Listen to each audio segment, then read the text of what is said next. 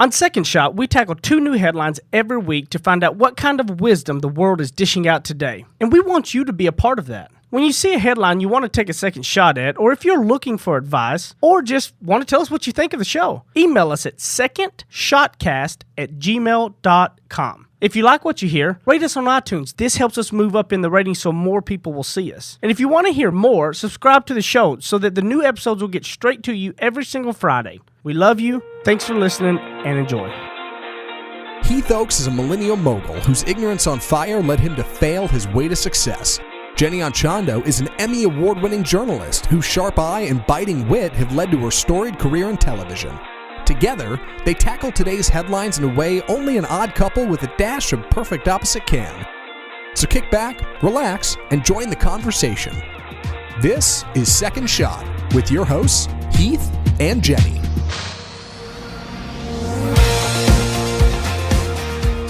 Well, we're back here with another segment of Second Shot. I was going to try to do like one of those like really kind of professional radio You should not. I'm just trying. A Walter Cronkite. Trying something new. Yeah. You know, like I was like, can I be that? And I don't think it flows I think that you well. do a good job of just fully being yourself. Yeah, It's true. Yeah. that You know was what one I of those mean? trying to be You do the somebody best else right job there. of that. Yeah. The best Heath anybody. Because- yeah. We got Jenny, Zach, Matt, and we got Jenny's mom in again, Jeanette. Hey, everyone. Hi. After our Mother's Day episode, we figured we'd make a little run back here to maybe some of the business side of things on this episode, I believe. Yes. You just did the Brighton Yeah. So like Yeah. Brighton has this she gets very theatrical with things, and like for instance, and I would put her down in her bed, and I'll always, do you want your blanket? Yeah. Like she gets very. Don't mom shame us. We do give her a blanket now. Yeah. but Now she's old enough. Yeah. Yeah. she gets very theatrical about like it's like you go outside. Yeah. Like she gets place. Yeah, it's so funny. She does get very excited, but I also get very excited about small things. So Yeah. that might be it. You want the Play-Doh? Yeah. Does she go the same way, like negatively? Like, no. Like, Yeah. Doesn't No. like things? No. It's multiple no's in a row. No. Yeah. She's an inspiration. She really is. Yeah. I hope I can be like Brighton one day. Same. Well, speaking of getting away, it's not a segue at all, but hey, we have our first headline, right? People getting away. Hey, look, you were trying to be yes. somebody else. I was trying That's to be somebody right. else. I'm trying to Let's be just someone I'm all not. get right back into our own authentic That's right, selves. back into my own skin. A luxurious private island resort opens for business, and a night stay costs $100,000. This is an island stretching across the western Philippines. It's a luxurious private resort. It is one island for $100,000 a night. You get the whole island for one night, all right? It's got 48, it can hold up to 48 guests in 6 villas. It's got the whole package. You got chefs and on-site staff and hammocks and everything you could ever want for the low, low price of $1/10,000,000. Sounds like Second Shot team building if I ever heard Yeah, of it. you know, Yeah, honestly, we do need a trip, don't we? It's true. Yeah, if somebody could lock that down, that'd be great. It's $100,000, 48 people. Breaking that down, it's only $2,000 a person per yeah. night. You know, I mean, not that Some bad. quick math, Ethos. Yeah. It's called a calculator. We need to get some more staff to split it with. Somebody Airbnb us out there, please. You have to take a helicopter to get there. It is so exclusive. There's almost nothing quite like it, and it is priced as one of the most expensive getaways anywhere in the world. This is top tier. So, That's a life goal. what are our second shots on this $100,000 resort? First shot is we want to go. Right. You No know, shame in that. Yeah. the most hilarious part is, you know, the first thing I thought when I heard that. What? I want to be the guy that owns that, charging 100. Not even like me going to it. I wanted to be the guy owning it, getting that. Yeah, like I know yours went thought of probably going there. Like mine was, I want to own it to be able to charge somebody. That's the 100 entrepreneur grand. mindset. Just getting away on the other side of that. All these chumps just want to go there. I want to own the thing. Yeah. I'm the chump. Right. can I I say? too am that chump. Yeah. Yeah, because y'all want $100,000 and not do it. Yeah, I was just like immediately thought, man, how great would that be to own it? So when I think about a second shot on this headline, you know, 'cause the very top of the headline is, gosh, how extravagant, how crazy is it that somebody's charging $100,000 for something? And when I look at that, I think about, you know, when somebody's an entrepreneur and they're setting their price for something, and I think people get really scared to charge what they actually think they're worth for fear somebody else won't see that value, or for fear that somebody just won't want to pay it. So they decrease it. They decrease what they're charging and then they're like a little bit ticked off because they didn't actually charge what they were worth. And I think it's important to remember that there are people out there in the world that are charging $100,000 a night for a resort stay. So we all have to think about, okay, am I worth the, my hourly rate for my services, whatever it is that I do? And I know, Heath, you have some negotiating tactics, because this is an area that I struggle in. I know that people think this because I'm that person. Yeah. I'm that person that thinks, ooh, is somebody really going to pay that for me? Maybe I'll discount it. And it doesn't work well for anybody.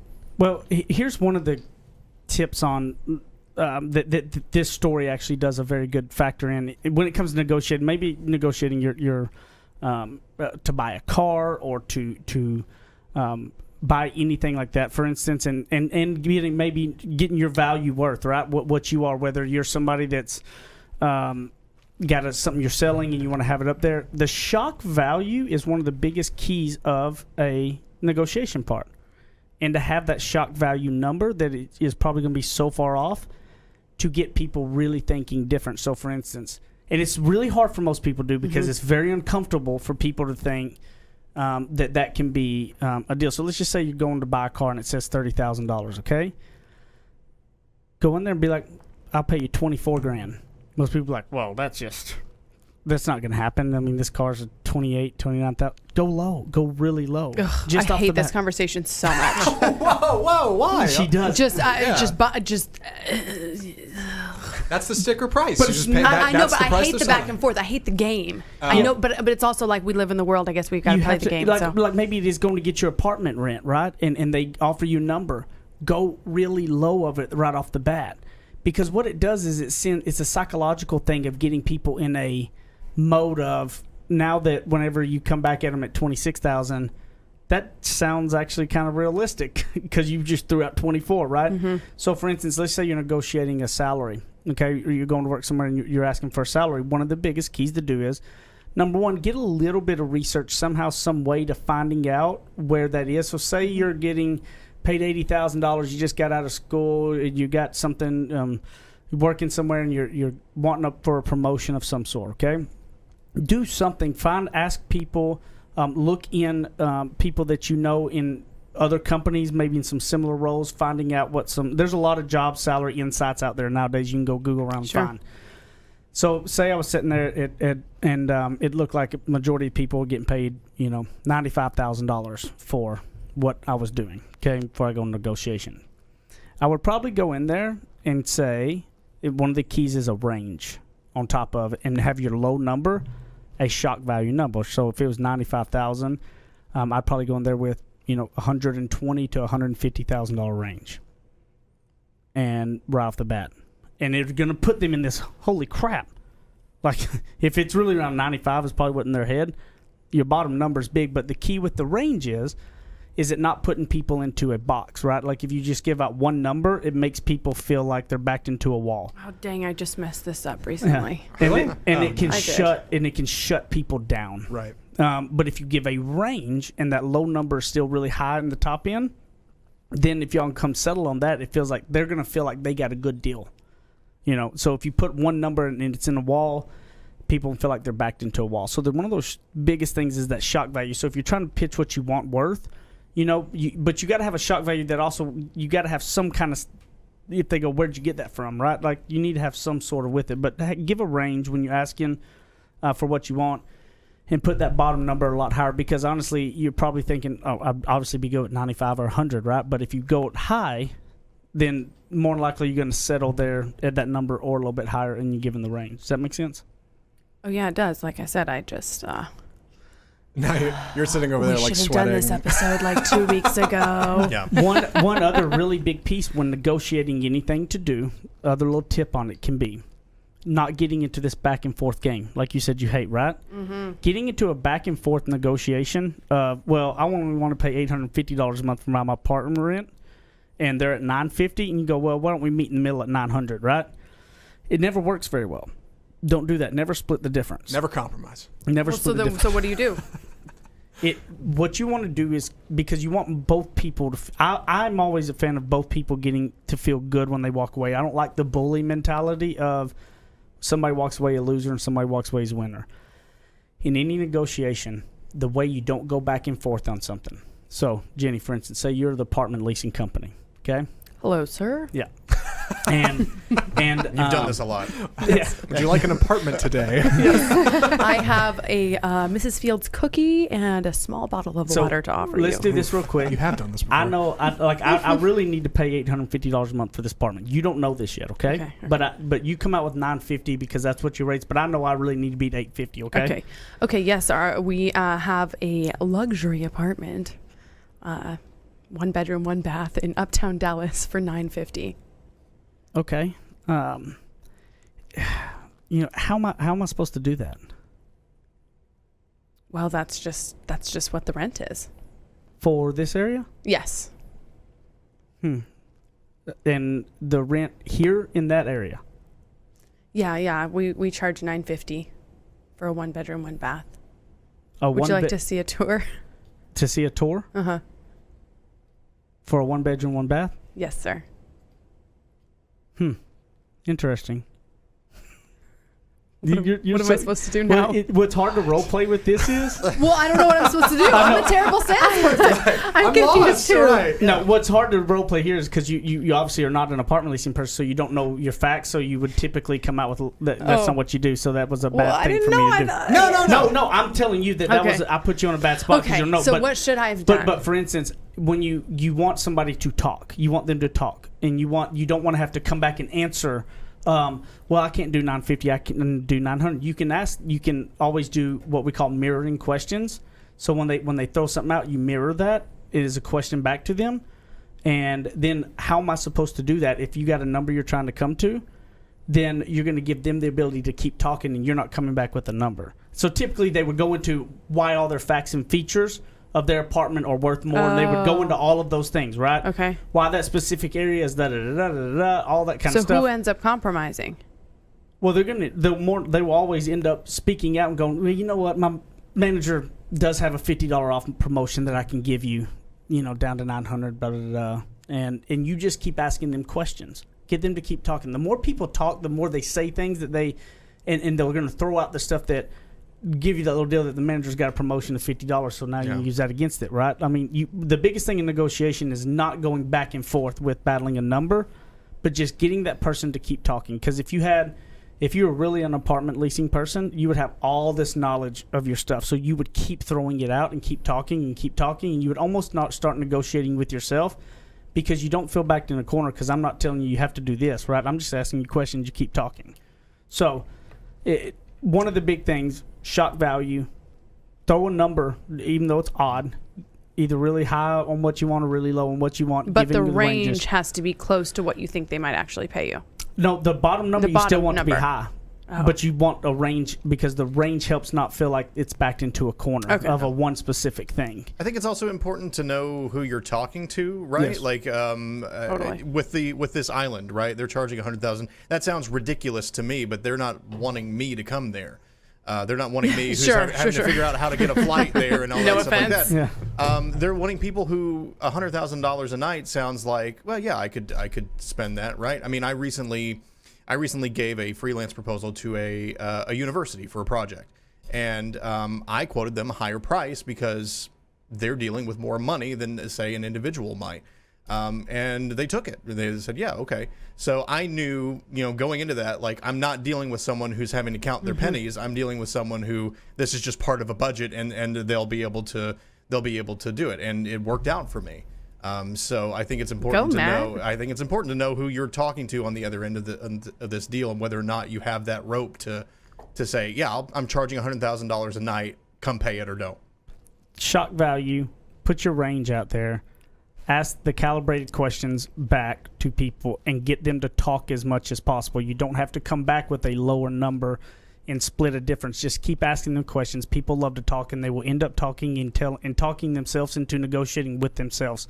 It feels very odd, but if you just try it, I promise you it'll work. We'll be back in a minute on the second segment of Second Shot.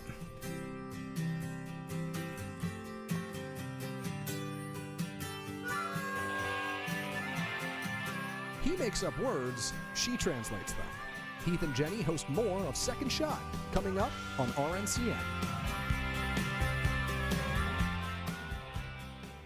You guys have been listening to Second Shot and hearing us talk about it. You need to go pick up my book, Ignorance on Fire, A Journey of Failing Your Way to Success. You can get it on Amazon in a paper book. You can also hear this beautiful voice of mine in audiobook style on Audible or anywhere you're going to get your audiobooks. Guys, this book took a lot of time to put into it, and I believe it can really be some life-changing stuff to help you on your path to success. And hopefully you're going to fail your way to success just like I did. Ignorance on Fire, A Journey of Failing Your Way to Success. Amazon.com, Audible.com, audiobooks, paper books, everything. Get it, share it with your people, and I appreciate it. Thank you, guys. Go pick it up today.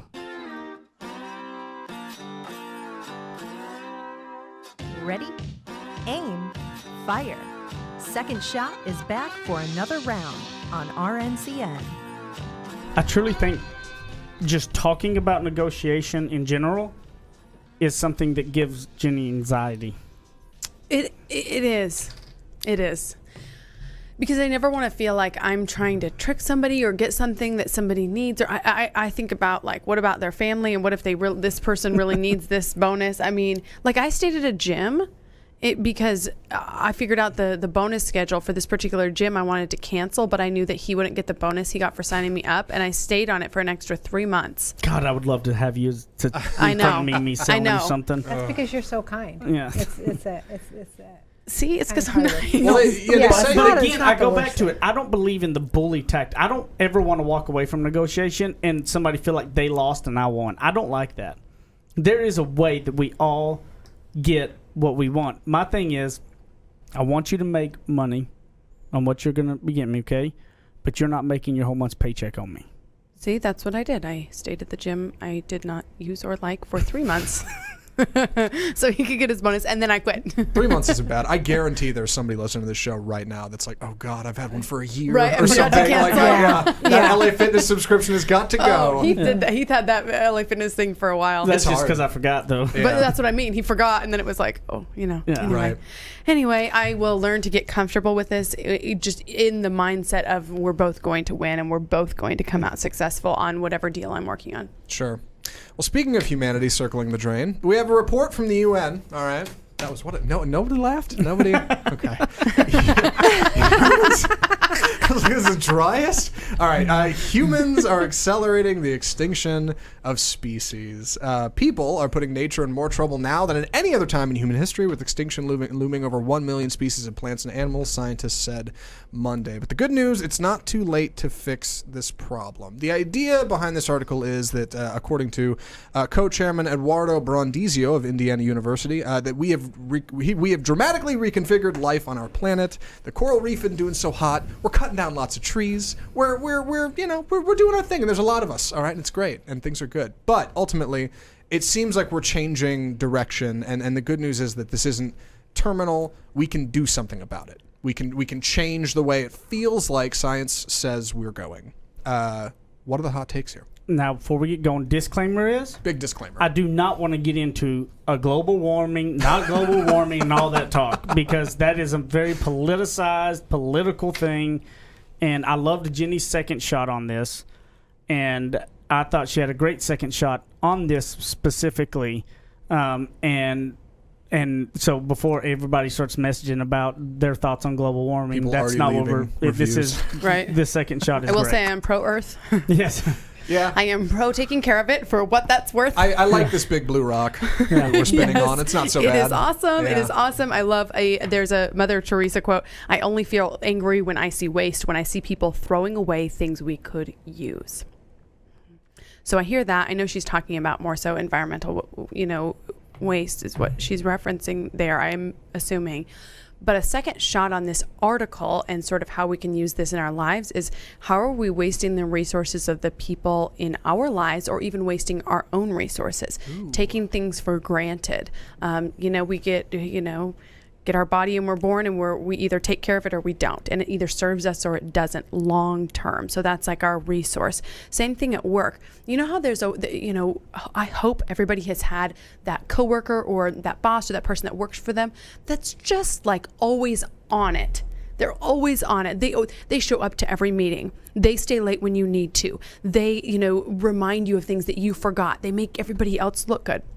those kind of people, I think sometimes are the people that we can take for granted. They're the people like, the earth. We think, oh, you know what? There's a landfill somewhere that'll take my garbage. Well, be careful about taking those people for granted and about letting those people continually deal with your garbage, because it's going to run out. It's like the global warming of work. Okay. You know what I mean? The global working. Yes. Yeah. That's not sustainable long term. And that person or those people that you're treating like that you're just kind of throwing things away and taking for granted, will not last.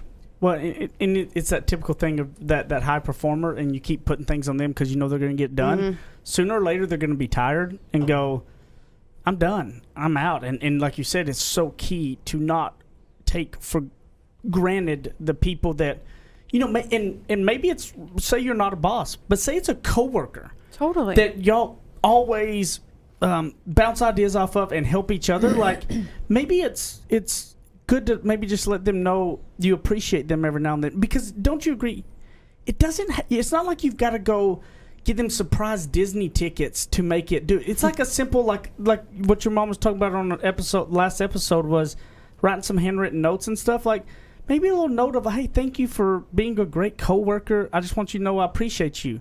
Like, that's all. It doesn't take Disney tickets, right? I mean, I like that it's the first thing of what would be a good incentive is Disney tickets. Disney is great. It is great.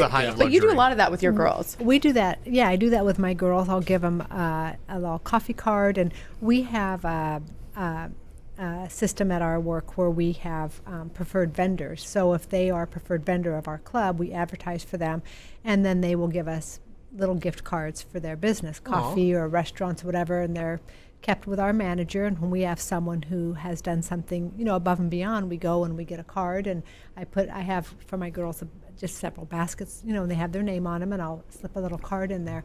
And it goes a long way. It goes a long way just saying, I appreciate you. Here's a little coffee card. That was great. Whatever you did the other day was great. And it's not like it's big stuff. No, it's not big. It's but just it's saying gesture. Thank you. It's the gesture of saying thank you, writing a note and saying thanks for what, this or that. It makes a big difference. Making people feel appreciated is a key. Gosh, when I would get a text message from my news director, like I have those saved still. I remember that. A text message. And I would screenshot it. I would send it to my mom. I'd send it to Heath, because it would be so meaningful, because you work so hard, and not that, that sounds very ego driven to just be looking for, waiting for that compliment from the boss, but you want to know you're on track, and you want to know it's all not for nothing. Why do you think we take those like resources around us, the kind of normal, like the great friends and all that why do we take them for granted? Because we've always had them. Yeah. It's the same thing like with your body. You have always had it. And for most of us, we've been blessed enough to know that they've always been good, right? Like they haven't, generally, for most, majority of people are able to go through their teenage years being pretty lucky. Like it always works for you. You wake up every morning, if you're able to walk, that's a blessing for you. All these things until it doesn't. And then we're like, whoa.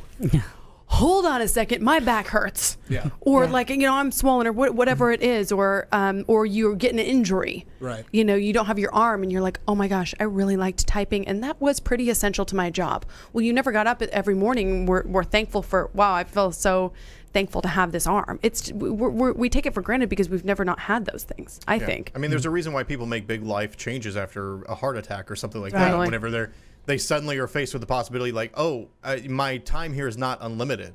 Or whenever they have a big fight with a friend and they realize maybe I've been taking advantage of them, or maybe I've been ignoring them, or things that they've been saying. There's a reason that it takes those kinds of things to make people appreciate it. Because, when they're always there, you don't think about the cost that you're putting on that other person. What do you think? So that way, maybe something for the listeners, because you're really good at practicing, the gratefulness and all of the mantras you've done in the past is, like, what for the listeners, so it doesn't take a heart attack or whatever for them to or losing their best friend because they finally pushed them over the edge, and them having to find out that way. Like, what are some tidbits they can do? Well, so in terms of gratitude, and this has been like a long journey. Because when you say gratitude is a big part of it, right? Gratitude is a big part of it, because you have to think like super small, because a lot of times we will look at our lives and nobody is immune to this, and say like, I've got nothing. Okay, well, how about, if you're thinking that thought, do you have air? Yes. Okay, good. There's one thing. Okay, do you have a piece of paper and a pen to write something down on so you can do this list? Okay, good. You've got like a couple resources. That's pretty good. I bet you might even have internet, and that means you can connect with people.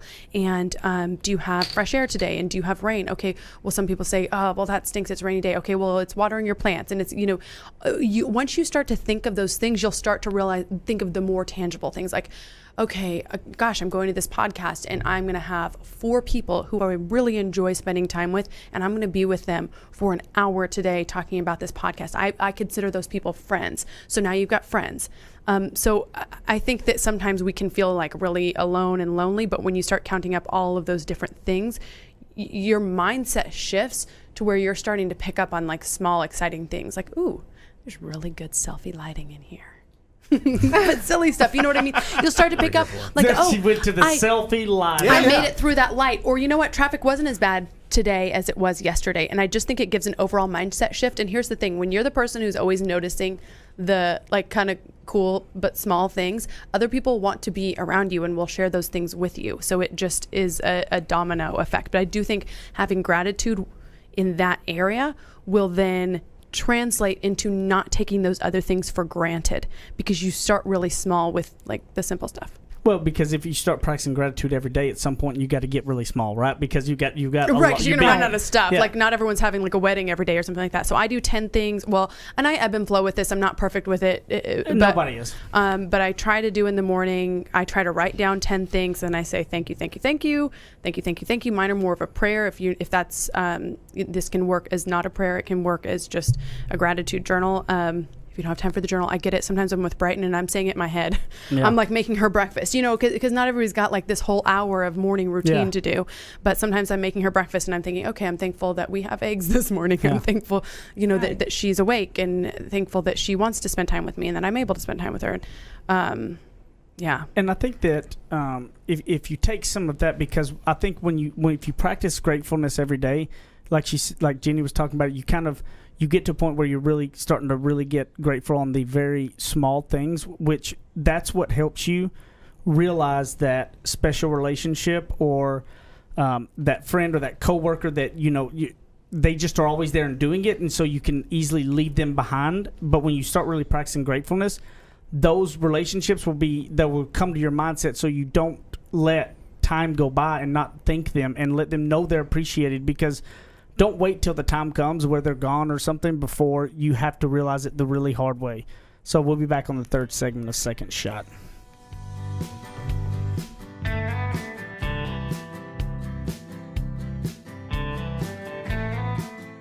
Now that's what I call ignorance on fire. More of Heath and Jenny still to come.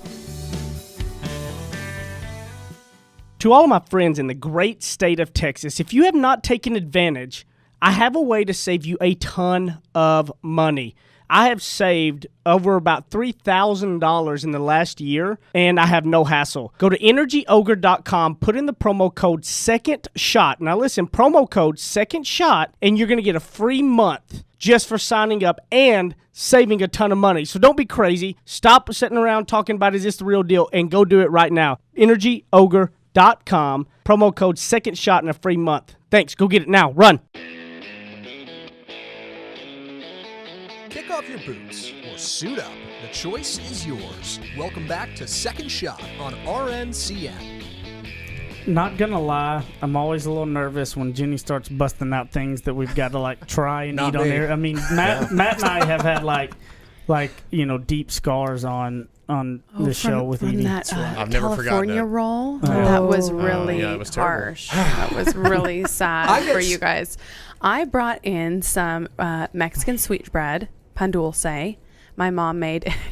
Have you ever had sweetbread? Pan dulce? Have you ever? Never once. I don't know what I'm in for. It's much better microwaved. This is also the dairy-free and butter-free version. Right, there's a disclaimer on this. Okay. Yeah. Well, hold on. Have you tried it, Matt? I have not tried it. It's very good. Yeah, go ahead and try. By the way. Okay, this one. Go ahead and try. This is It could be a little dry. Try the sweetbread. The sweetbread is phenomenal. We're a little late on Cinco de Mayo, but for people who don't know, you can see it on the camera, or if you've ever been into a Mexican bakery, it's the big round breads that usually have either yellow or pink or white. Yeah. You know Hold what I mean on the this top. is And ringing they're- a bell. Yes, Yeah. and they're Yeah. usually really It's like a dry. crust. Yeah. They're usually really dry. So that's sort of like the nature of that type of bread. Last so time I was in San go ahead Antonio, and try I it. might have had some of this. Yes, okay, I'm sorry. It's not. Hopefully they don't give the reaction they gave to the sushi.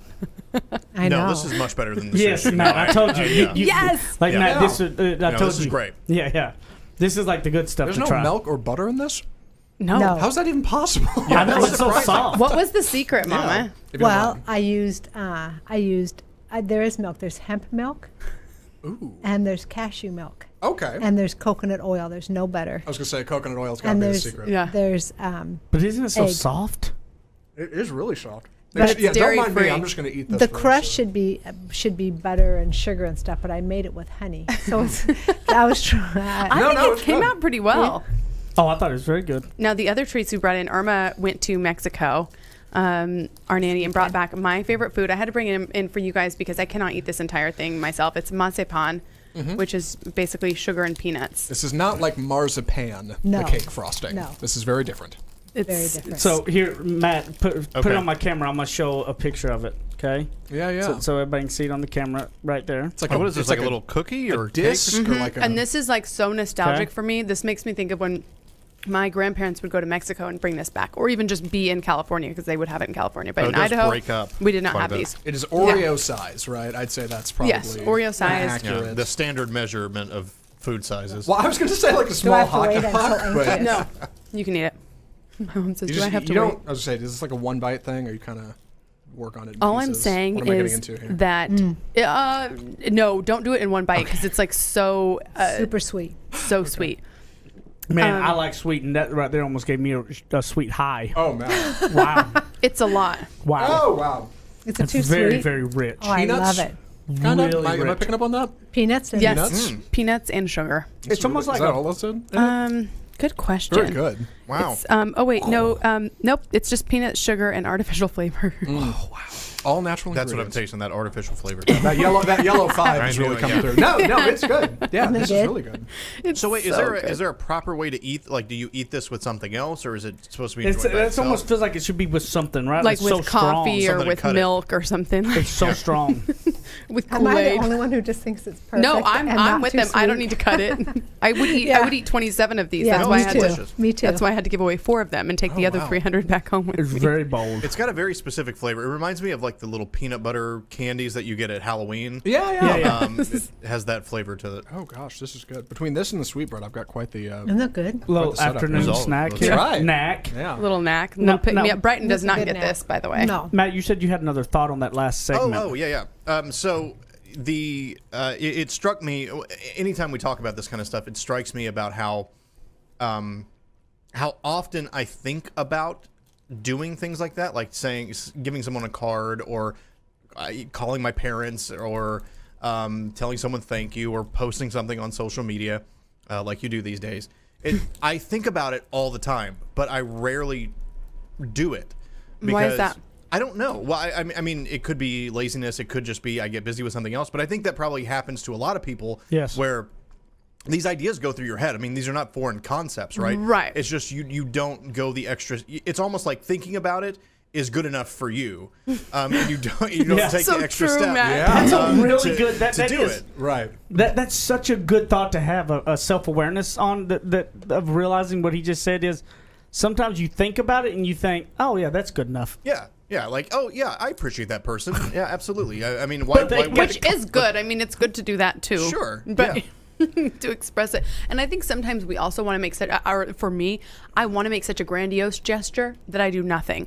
Like it's like, oh, it's got to be involved, and I've got Yeah. to do the handwritten card and figure out their address and take it to the post office and stuff. Where maybe instead of doing nothing, I could just send a text. Not as exciting, but it's Right. better At than least nothing. something. I think a text is a savior in these things. That's what I've learned because if I'm thinking of someone, I will just send them a quick text that just says that.